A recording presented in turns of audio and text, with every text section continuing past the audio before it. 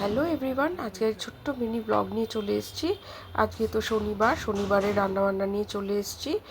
তবে পুরো রান্না দেখাবো না, ভিডিওটা বড্ড বড় হয়ে যাবে।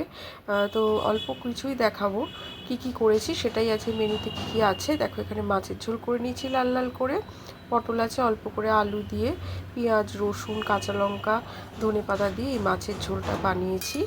তো এরপরে কাঁচকলা, দেখো এখানে কোপ্তা বানাবো, কোপ্তা কারি বানাবো। কাঁচকলার খোসা বাটাটা আলাদা করে করে নিচ্ছি।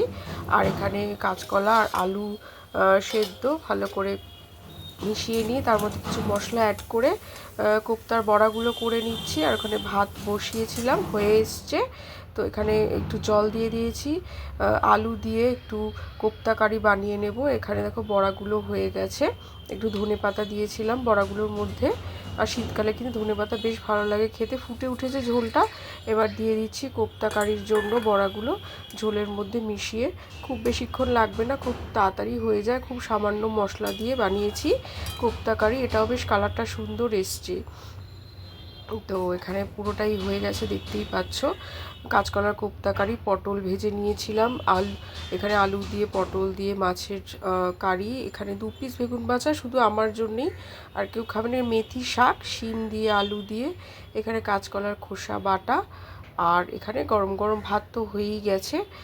তো কেমন হয়েছে আজকের লাঞ্চের মেনুটা অবশ্যই জানিও। আর তোমাদের বাড়িতে কি কি হয়েছে সেটাও শেয়ার করতে ভুলো না। তো চলো একটা প্লেটিং করে নিই। একটা থালার মধ্যে গরম গরম ভাত নিয়ে নিলাম কিছুটা, একটা গন্ধরাজ লেবু কেটে এখানে দিয়ে দিয়েছি, কাঁচা লঙ্কাও রেখে দিলাম। এবার এক এক করে সব দেবো। বেগুন ভাজাটা 1 পিস রেখে দিলাম, 2 পিস পটল ভাজা এখানে থালির মধ্যে দিয়ে দিলাম। এখানে মেথি শাক যেটা করেছিলাম শিম আলু দিয়ে, রসুন ফোড়ন শুকনো লঙ্কা 5 ফোড়ন দিয়ে এখানে দেখো সুন্দর করে মেথি শাকটা বানিয়ে নিয়েছিলাম, এটা দিয়ে দিলাম। শীতে কিন্তু এই মেথি শাকটা খেতে ভীষণ ভালো লাগে, মেথি শাকের গন্ধটাও ভীষণ সুন্দর। তো এখানে কাঁচকলা খোসা বাটাটা দিয়ে দিলাম একটু অল্প অল্প করে। আর এখানে কাঁচকলার কোপ্তা কারিটাও একটা ছোট বাটি করে তুলে নিয়েছি, কারণ অনেক রকম পদ তো অল্পই দিয়েছি সেই কারণে। আর একটা বাটিতে মাছের ঝোল তুলে নিয়েছি, সেটাও এখানে অ্যাড করে দিলাম। তো থালিটা কেমন হয়েছে অবশ্যই জানাতে ভুলো না। আর তোমাদের বাড়িতেও আজকের লাঞ্চের মেনু কি কি ছিল সেটা অবশ্যই জানিও। চলো আজকের মতো এখানেই, আবার দেখা হবে।